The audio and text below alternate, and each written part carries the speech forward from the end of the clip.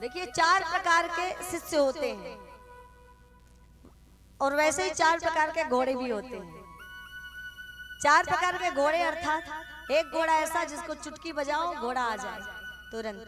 चुटकी मालिक ने चुटकी बजाई घोड़ा आ गया। घोड़ा समझ गया कि मालिक मुझे बुला रहे हैं। एक घोड़ा ऐसा जिसके पीठ को थोड़ा थपथपाना पड़ता है, उसको समझ में आ जाता है कि मालिक मेरा पीठ थपथपा रहे हैं, अब मालिक के पास मुझे जाना है कहीं पर, मालिक की आज्ञा हो गई है। एक घोड़ा ऐसा होता है जिसको 2-4 चाबुक लगाने पड़ते हैं। 2-4 चाबुक लगाने के बाद ही वो घोड़ा उठता है।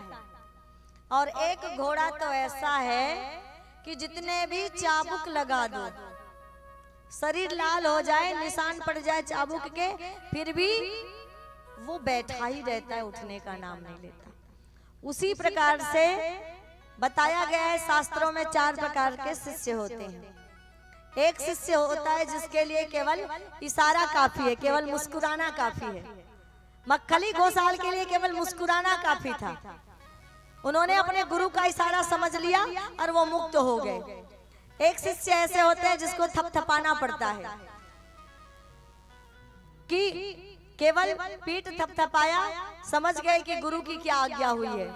और एक शिष्य ऐसा है जिसको थोड़े से लताड़ने पड़ते हैं, थोड़ी डांटनी पड़ती है उसको चमकाने के लिए, उसके अंदर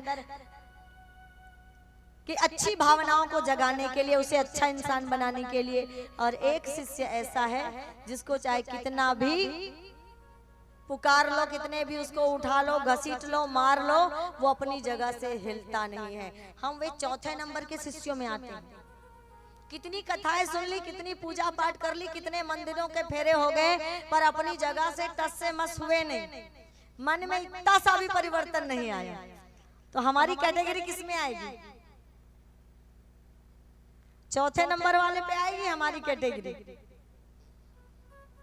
आएगी कि नहीं? एक बार प्रेम से बोलिए। क्योंकि पूजा करने मंदिर गए, तीर्थ पे गए, जैसा तीर्थ जाने से पहले हमारा स्वभाव था, आने के बाद वही हमारा स्वभाव है। मंदिर दर्शन को गए, दर्शन तो कर लिया, पर स्वभाव वैसा ही रहा, हमारा बना रहा, कोई बदलाव नहीं आया।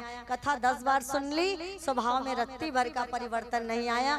भगवान की भक्ति का बीजारोपण रत्ती भर का नहीं हुआ, जीवन भक्ति से पुष्पित और पल्लवित नहीं हुआ। तो हम किस कैटेगरी में आएंगे? वो चौथे प्रकार के शिष्य जो अपने स्थान पर पड़े रहते हैं, उठने का नाम नहीं लेते, गुरु उठाते रहते हैं। एक बार की बात है, एक गुरु ने कहा 10 शिष्यों से कि आज एक-एक शिष्य को मैं एक-एक विद्या दे दूंगा। अच्छा, जो शिष्य सो जाएगा उसे विद्या नहीं मिलेगी।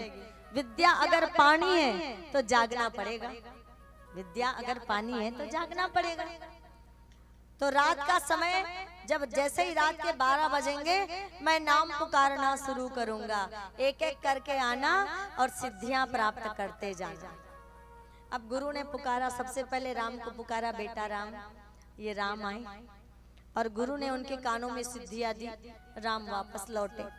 फिर पुकारा बेटा श्याम, श्याम तो सो गया था। फिर पुकारा बेटा श्याम, दूसरी तीसरी बार आवाज लगाई, श्याम सो गया था, उठा नहीं। तो फिर श्याम के बदले राम आया, दूसरी सिद्धि गुरु ने कान में दी, दूसरी सिद्धि भी राम को मिल गई।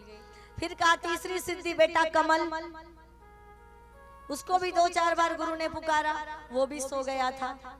फिर तीसरी बार राम आया, वो तीसरी सिद्धि ले गया। चौथे शिष्य को पुकारा, चौथी बार भी राम आया। 10वें शिष्य को पुकारा, 10वां शिष्य भी सो गया था, 10वीं बार भी राम आया। 10 सिद्धियों को किसने पा लिया? अकेले राम ने 10 सिद्धियों को पा लिया।